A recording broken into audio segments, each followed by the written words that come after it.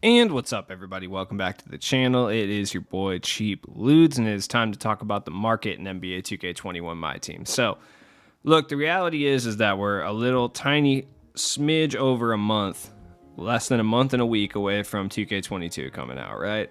But there's still moves to make on the market that are smart, that can allow you to actually have fun with this game for the last, month that we have available in it. So let's talk about some of those moves that you can make now that will actually benefit you for the next month. This is the most fun time to play 2K, in my opinion. So we got a double vault thing going on in triple threat. I mean, are you going to pull Giannis? Probably not, but, this is one of your best times to do it. Especially if you're grinding XP or something, you might as well just go after triple threat, try to get this Giannis pull or a Jerry West, or maybe you luck out with a splash zone pack. Maybe you pull Michael Porter Jr. Who knows? Either way, it's important to bring up. I'm pretty sure the next event we're going to get is something involving triple threat online because we haven't seen one of those in a while, so it's going to be interesting to see what's up. I really want to know what they're doing with Limited come Friday. I want to know what's up. But the Out of This World packs came out today if you haven't checked my pack opening. I did do one. I don't recommend you open these packs, especially because they're VC only, but if you want to watch someone do it, you could watch my video. That's cool. Most of you probably have, but there's an absurd amount of Dark Matters in here. I pulled a bunch of them, not very many rare ones though. In addition, the Hyperdrive and the Next packs and every other super pack are on the pack market right now, leading to a drastic reduction in the price of pretty much every card in the game. So in the super pack we got today, you're not going to see guys like LaMelo. The reason for that is we're only getting cards from season 9 in the super pack, so I believe the only packs involved would be like the Space Jam or Out of This World packs, Fan Favorites 2. I don't remember what are the other ones. Fan Favorites 2, yeah, Pantheon wasn't even in this season. Next packs, Hyperdrive, and there's like one other promo I'm forgetting, I believe. But either way, a lot of cards have fallen in value due to the market crash because all the best cards in the game essentially at this point are cheap. Like this LeBron James right here is still, I would say, if not the best small forward in the game, one of the best small forwards in the game. And you can pick him up for like $50K right now, which is a good price. Though in my opinion, I think his price will fall even more come Friday because we are getting like guaranteed Invincible packs or some form of Invincible packs that kind of remains to be seen what those are going to be, so we'll see. As with LeBron James, I mean, pretty much every card is going to fall in price come Friday, but they're also extremely cheap right now, so I don't know how much more they will fall in price. But even guys like Sean Bradley, who have already been cheap for a while, a lot of people are just like hemorrhaging their collections at this point, so if you want to go pick up like a nice Sean Bradley with like an unlimited Kobe shoe or like a contract or something, you can basically pick one of those up for what a regular Sean Bradley would have cost you a day ago. That makes sense. The GOAT cards, once again, just like the Invincibles, I would wait until Friday to even think about purchasing because that's when they're going to be even cheaper than they are right now. Like, no joke, these cards are not very expensive right now, especially compared to last year. If you remember the GOAT cards last year, like they're not that expensive compared to this, but Hyperdrive cards are really cheap. All these guys are basically discard value. Juwan Howard is legitimately a top tier card in this game. You can pick him up for like 8K, something like that, 9K at the most, 10 at the absolute most. Ilgauskas is super fun too. Pretty much all these Hyperdrive cards are Invincible cards. Like this is basically Invincible Larry Bird you can get for 10K. There's really no difference between him and the Invincible one. Cedric Maxwell is one of the best wings in this game. You can pick him up for 10K. I haven't even picked him up yet because everything's just been so cheap. But I literally was seeing him go for like 7,800 MT earlier, which is crazy. I should have just bought him then, but I kind of was busy doing moving stuff, so I didn't really think about it. Big Country Bryant Reeves, he's basically a Marcus All clone. I think Josh Smith is legitimately the only one of these cards that's still even remotely expensive, and that has a lot to do with the fact that he has some level of hype attached to him. Kyle Korver's fire, Sabonis is fun. All of these cards are fun to play with. Stackhouse is a Grant Hill clone. Sean Elliott is still one of the best 2 guards in this game. I don't care what anyone says. This is basically Invincible Tim Duncan, but he's 10K. Same with Larry Bird. Like, Monte Ellis is Monte Ellis. You should definitely pick this card up. If you like Steph Curry, you'll like him. All of these next cards are super cheap. They're basically all discard value aside from Mobley and Cade. But even Cade's come down in price. You can pick him up for like 70K right now, I think is where he's at, which is pretty cool. But I think his price will go even lower come Friday. Because you got to remember, they're also going to introduce some new Invincible cards into the mix, possibly even a new GOAT card. Maybe.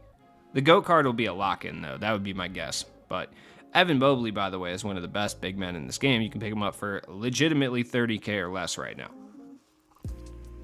He's a 7-footer that has T-Mac release. Keon Johnson. All these cards are good. Like, there's really nothing wrong with any of them specifically. They're all kind of fire.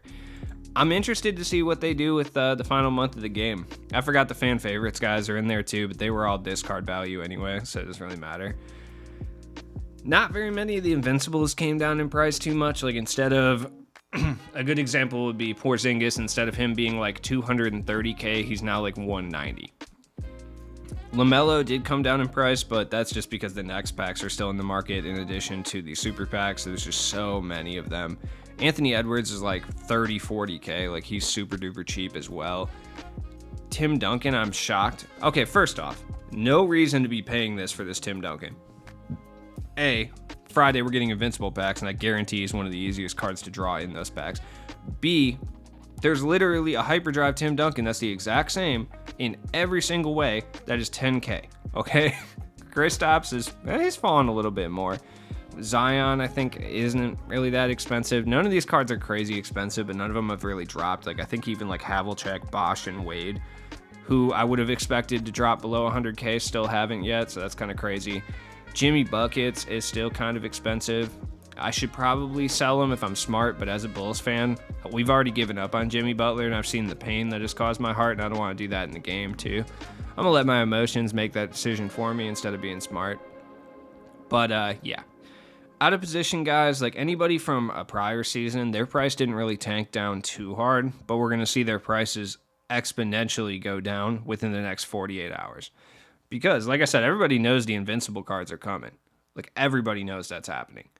It's just a matter of, like, what they're going to be. Is there going to be new Invincible cards?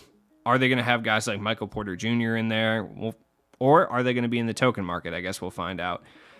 I really hope Friday they introduce some sort of like end game season where we can go back and like get all these rewards and stuff like that. But it remains to be seen what is going to happen there. It's 2K. Like, yes, a smart company would do that because it would be like, oh, hey, thank you for playing our game all year.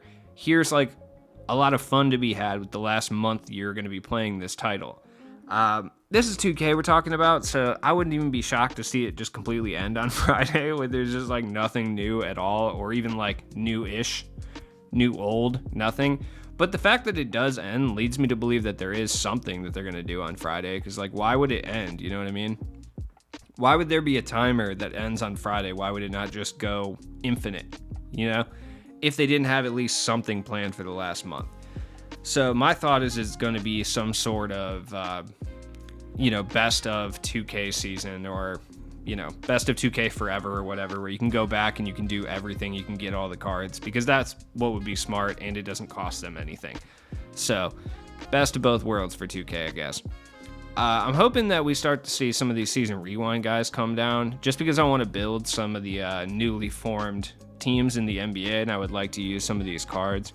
Especially if Portland starts wheeling and dealing, like Dinwiddie just left. Like, I need a Vucevic to do my 2021, 2022 Bulls squad. That's going to be kind of interesting. So I need to get like one of the high tier DeRozans and a Vucevic and a Levine. I have a Levine. I just need to make that squad as best as I can. It's going to be kind of interesting. I'm going to go try to play unlimited with this Bulls team and just get absolutely decimated. But you know, it's all good. I'm actually disappointed we traded Thad Young. That would have been really helpful for my squad. And for limited, I just feel like limited is probably the one that I could see them just not doing, though, for the rest of the month. Like, I could see them doing a best of for everything else except limited. Unlimited, triple threat online, triple threat offline, even challenges and stuff. They'll put all the challenges back. But I could see them abandoning limited completely, because that requires like creativity and work, to come up with a new theme, even though it's not really that much work or creativity involved. But I could see them doing that. So, hey, I'm going to sit here and hope for the best, but I'm going to understand the worst. You know what I mean? I am going to drop a video tomorrow where I talk about the best all-time teams and my all-time teams, period, because I've been building all-time teams all year. I might wait till after Friday to drop that, though, because Friday's when the Invincible packs come out, and I'm able to, like, afford a lot of these cards that are going to be significantly cheaper. So we'll see what's up. Comment down below. Let me know what you think I should do.